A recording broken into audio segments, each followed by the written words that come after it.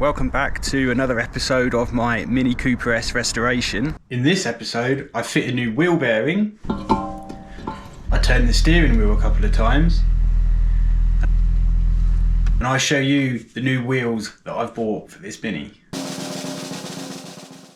So in the last episode, I replaced this steering carrier, the whole thing. I bought a replacement and I fitted it because the bolt on the back had broken. What I didn't realise was that until right at the end of the install, so this is the existing wheel nut, and you can see that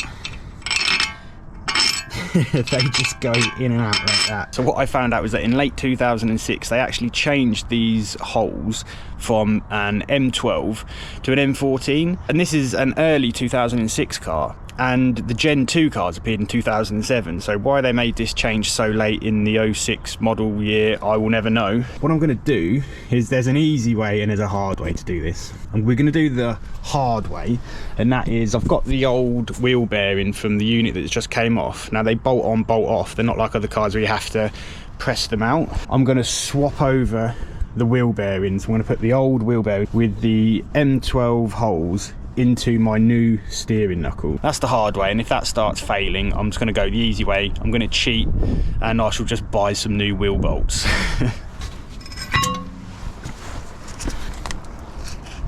So all I should have to do is undo these bolts on the old one, undo the bolts on the new one, and then they simply swap. That's the theory.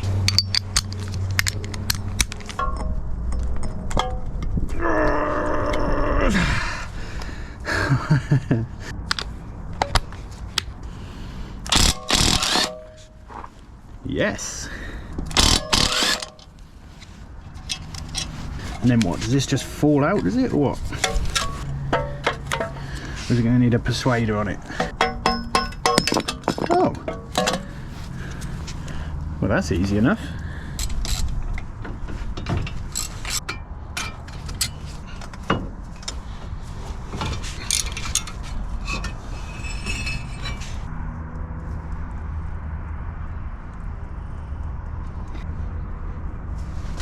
Oh, you know what? So I'm just playing around with this wheel bearing that I took off the old wheel carrier, and there's a fair amount of play. I doubt you can see it very well, but just by wiggling it in my hand, it is moving quite a bit. This one that's on here, so when I bought this wheel carrier, apparently it was from a car with 27,000 miles on it, and if I wiggle that, it's absolutely rock solid. I don't really want to be putting this on here. It's not much of a restoration, is it, if you just start putting faulty parts back on a car? And while I've got everything off like this, I don't want to have to do this again. So I'm going to go and buy a new wheel bearing right now. They've got one in stock at my local motor factors, and they have them with the M12 bolt holes, so it will be the correct item. More money, but I just can't not do this properly.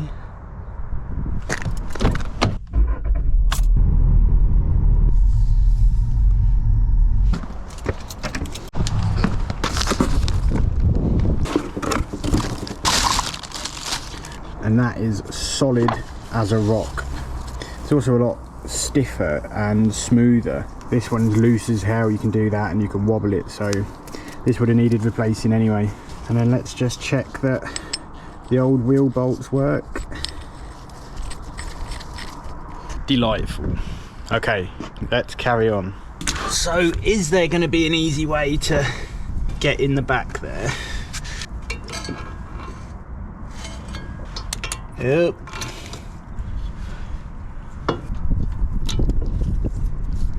Oh, go on, get in there. Please. Ah. Ow. Okay, let's take this drive shaft out. Luckily, I never actually did any of the bolts up on here. I just put everything on finger tight, so disassembling all of this is going to be a breeze, actually, for once.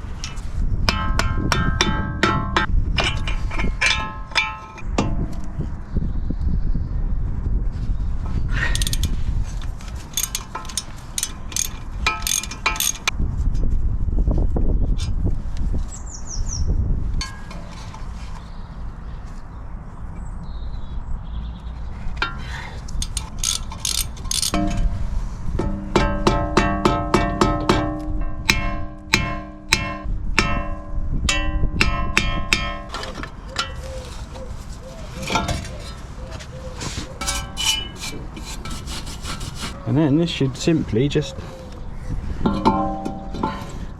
bolt up like that.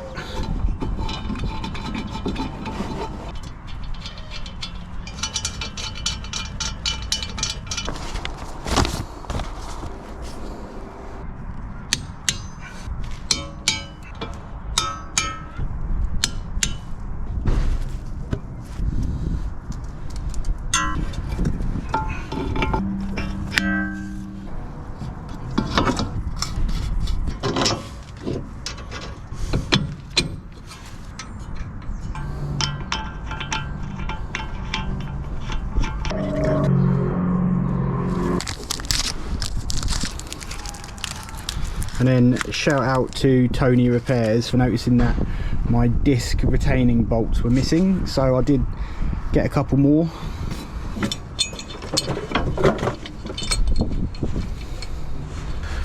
If anything, having that bolt in just makes this a whole lot easier. You can just actually do it hands-free now. I swear that I've taken the brakes on this corner off about 5 times at this point. And it gets even worse because I'm actually planning to redo the discs and pads on this front as well. So I'm gonna have to do it again at some point soon. But these ones at the minute are fine to get it through its MOT.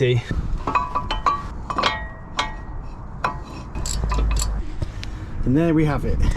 That only took about a week longer than I thought it was going to take. What I'm going to do now is I'm going to go around and I'm going to torque everything up. The new axle nut, the caliper, carrier, all the steering and the anti-roll bar, etc. Get it all put together. I'm going to do it off camera though, because it's just me talking down bolts and you're going to have 15 minutes of...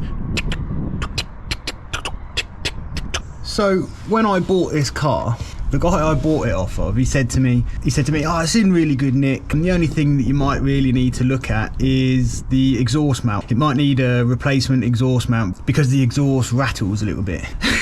So I drive the car home and there was an almighty noise coming from underneath. And then when I brought it back home and I jacked it up and I thought, right, well, let's have a look at this exhaust mount that needs replacing. What he didn't tell me was that it's not that the exhaust mount needed replacing, it's more like the exhaust needed a mount to begin with. Which is just nuts. And so you can see here where this bracket was just absolutely bashing into the frame of the body there, and it was just causing a mental noise.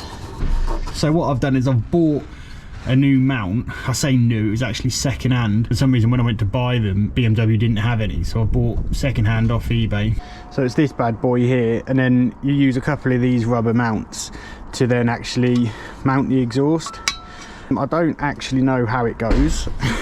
Like with everything else on this car, I don't know how it works, so I'm gonna have to try and work this out, and then that will get rid of the horrible bashing noise from underneath the car.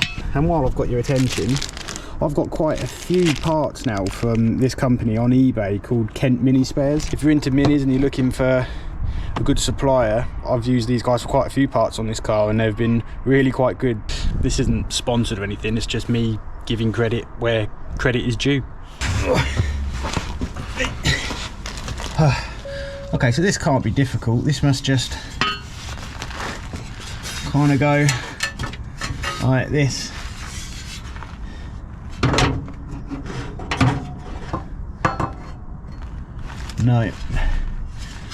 No, like that. No, other way. This.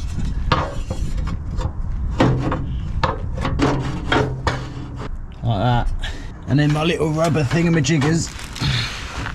And then these must go up there. And maybe that slots in like that, does it? I go like that. And then that in there like that, and then that in there. Ah, okay, wait, hang on. So we'll probably just need to put them up there like that. Go in there with it, like that. Ah, yeah.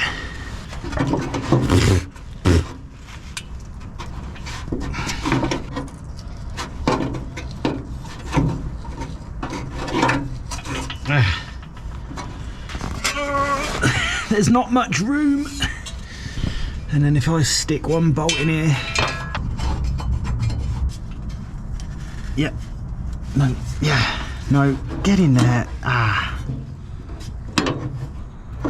Right, and then these kind of. Ah.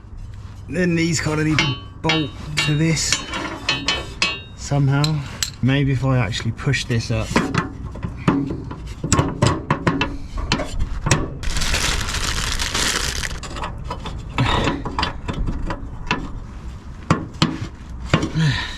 Ah, stop it. No way in a million years, that can't go like that. Okay, that must go up from behind.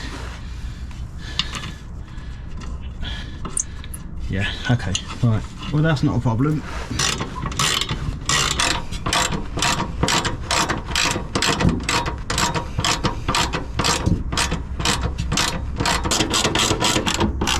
Right, and that is the centre mount for the exhaust complete. And if you give it a good old wobble, there's no clanging. So this should be done. Tick that off the list. We are so close. So what have we got left? So, ball joints, I can now fully cross ball joints off. Bleed brakes and clutch, still got to do that because I've got a new slave cylinder to fit. Bleed steering, no. New tyres, no. New top mounts. I want to half cross that off because I didn't do the driver's side, but we will. Replace wheel carrier, yes. Tighten ball joints, yes. Exhaust nut, yes. Exhaust bracket, yes. Right, so that leaves us with bleed brakes and clutch, bleed steering, new tyres. Don't forget, this list isn't everything that needs doing on the car. This is just the list that needs completing to be able to send this car for an MOT.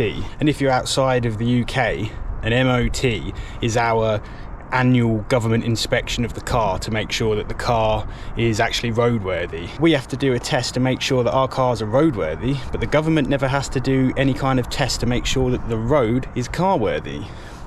Worth thinking about. And one other thing, actually, while I think about it, we need to refit the front bumper and all of the cables and the wires that entails. Okay, so I think it might be time to reveal the new wheels that I've bought for this car. I think first let's have a quick reminder of the wheels that were on this car when I bought it. Okay, so these were the wheels that came on the car, and these were correctly identified by quite a few of you in the comments of a previous video as being MG straights. Now, these wheels probably ended up on this car due to the fact that, you know, I keep saying I'm pretty sure this car was tracked. These are a little bit lighter than some of the OEM wheels that came on this, so I'm just going to assume that that's probably why they got replaced. I don't know what happened to the original wheels that were on this, but they look okay. If I pull back a bit, you know, that looks quite cool, but they're just still a bit off for me. We've got the awesome black eye purple paint, we've got the white roof, we've got the white door mirrors, and then just kind of like meh. You know, one of the things that these Minis were really good at was, you know, being cool, quirky, and, you know, color coded. So you can probably see where this is going, you know, and these are really not in very good condition. You can see they've just got road rash all over them. They've been curbed to kingdom come. This is one of the good ones. The others are actually horrendous. Okay, drum roll please. Ta-da! What do you reckon? Obviously there's no tyres on it, so you're going to have to use your imagination to literally fill in the gaps. But these are OEM Cooper S wheels. They're used, but they've been completely refurbished with the Cooper S centre caps as well. And they are absolutely mint. If I step back, so now you can see it in all its glory. I mean, I don't know about you, but I think that looks cool. Like, seriously cool. I absolutely love them. I think that is going to set off absolutely perfect with the door mirrors and the roof. Look, if you go like that, I absolutely love them. I think they're fantastic. I will go and get tyres put on these tomorrow, and then we'll come back and see them with tyres as well. But yeah, let me know what you think about these in the comments below. I love them. If you don't love them, nah, it's not your car, is it? And while I'm here just looking at this, actually, I may well get some new wheel nuts. I think if I get some proper black wheel nuts, they could sit in there and set off against this centre cap really quite nicely. What do you reckon? Oh, this is the first time I've actually had these wheels up on the car. I'm seeing this for the first time with you. I'm dead chuffed with them. I think they look absolutely ace. So I think what I'm going to do now is just going to bleed the steering. This is the fluid that I've got, I believe is the correct stuff. Titan CHF 11S. So this is the recommended fluid by BMW. So I think you just kind of use this cap as the actual dipstick as well. So I don't know. we're just winging it. And then all I think we do is turn the car on, get in, turn the steering wheel a few times, and then top it up because it will start feeding all back through the steering system. I also like just to see that the car's still working. Okay, so I'm just going to go full left and then full right a couple of times.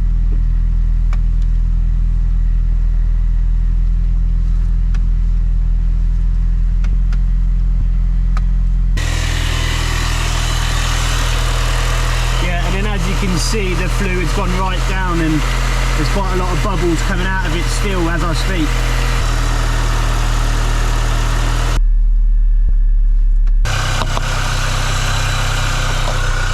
Lovely. The lead steering. Just come back from getting the tyres fitted. So now looking like our proper set of wheels.